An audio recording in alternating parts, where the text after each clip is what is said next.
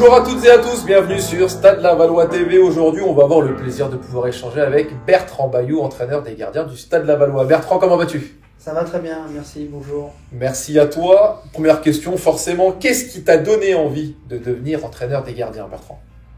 Voilà, tout simplement, j'étais gardien de but moi-même et mon père était gardien de but. Donc je pense que c'était la suite logique dans la continuité. Et puis après, le fait d'être sur le terrain, le fait d'être au contact du football et des acteurs, c'est vraiment quelque chose qui me motivait, qui me plaisait quand j'étais plus jeune. Et j'ai toujours eu cette volonté, cette ambition de pouvoir devenir entraîneur des gardiens. Bertrand, faut-il avoir forcément été gardien de but pour en devenir entraîneur? Je pense qu'effectivement, il y a quand même une sensibilité qui est importante, une approche du poste qui est nécessaire, de connaître véritablement la spécificité de ce poste, de ce rôle, parce que c'est quand même assez spécifique. C'est bien pour ça que l'on fait des spécifiques gardiens de but, mais c'est quand même un poste très spécifique qui nécessite d'avoir une connaissance de l'entraînement, de la compétition, l'approche mentale aussi qui est différente de celle d'un joueur, l'approche, on va dire, globale par rapport aussi aux autres gardiens de but, parce qu'on est un petit groupe, on n'est pas 30 comme les joueurs ou 25, mais on est 4, on est 5, et voilà, tous ces automatismes, je pense qu'ils sont de manière générale mieux appréhendés quand on a connu ce poste-là. Les bons moments, les mauvais moments aussi, voilà, ça fait partie du management au quotidien, de pouvoir répondre à des questions ou apporter en tout cas déjà des éléments de réponse quand on a connu les situations, quand on les a vécues. Voilà.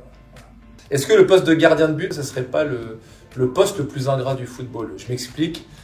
Tu fais un match monstrueux, tu fais une boulette à la 95e, on va retenir que ça. A contrario, l'attaquant est fantomatique, 94 minutes, il marque à la 95e, c'est le héros du match.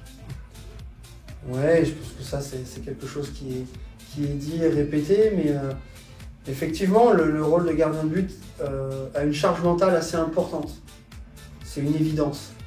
Parce que déjà il faut subir les assauts adverses, mais parfois aussi on n'a pas grand chose à faire sur un match. On parlait de l'attaquant qui va marquer à la 94e, mais des fois le gardien fait l'arrêt aussi à la 94e. Mais pendant les 90 minutes, il n'a pas eu beaucoup de boulot, il faut rester concentré sur le jeu, concentré sur soi, faire en sorte sur les périodes hivernales qu'on n'attrape pas froid pendant le match, les mains froides, les pieds gelés, voilà, c'est quelque chose qu'on a tous connu durant un match quand on a peu de ballon.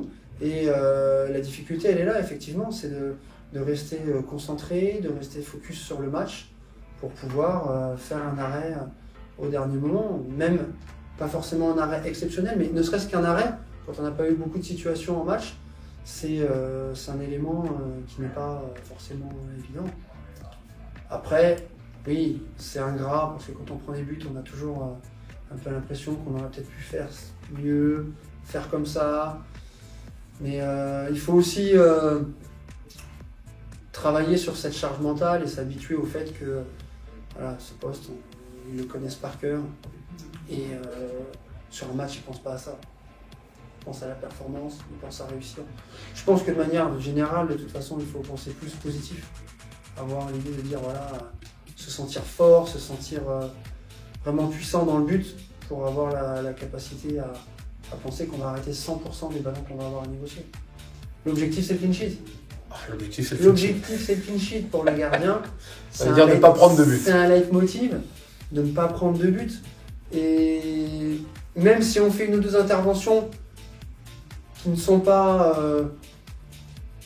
parfaites d'un point de vue technique ou tactique, mais si on fait le clean sheet, bon, c'est pas mal. C'est pas mal, c'est moindre mal. Donc ça, c'est un élément important. Mais effectivement, le poste de gardien de but, c'est un poste difficile. Bertrand, je te propose de te poser une dernière question très rapide avant de passer sur le jeu du classement à l'aveugle.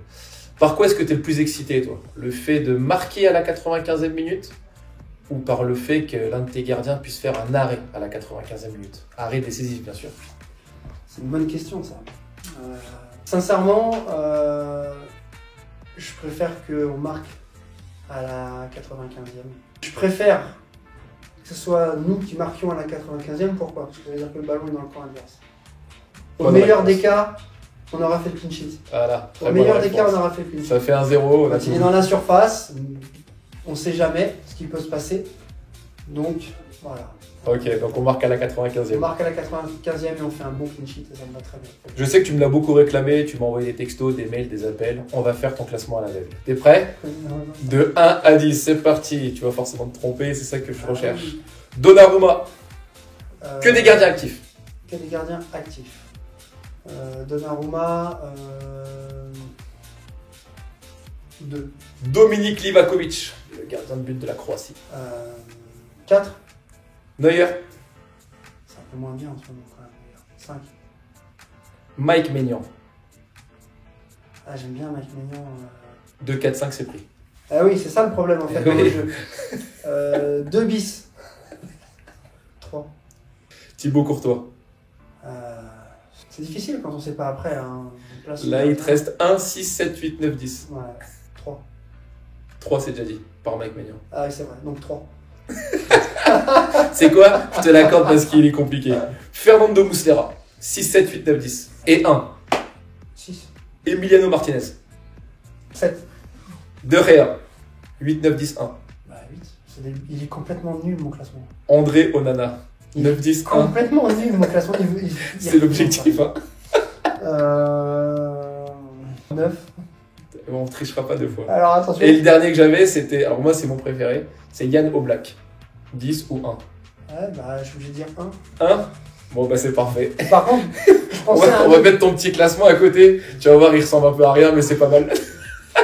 J'attendais un autre gardien. J'avais gardé la place de 1. T'attendais qui? Chevalier. Je vais dire 1. Bertrand, en tout cas, merci beaucoup Merci. pour la disponibilité.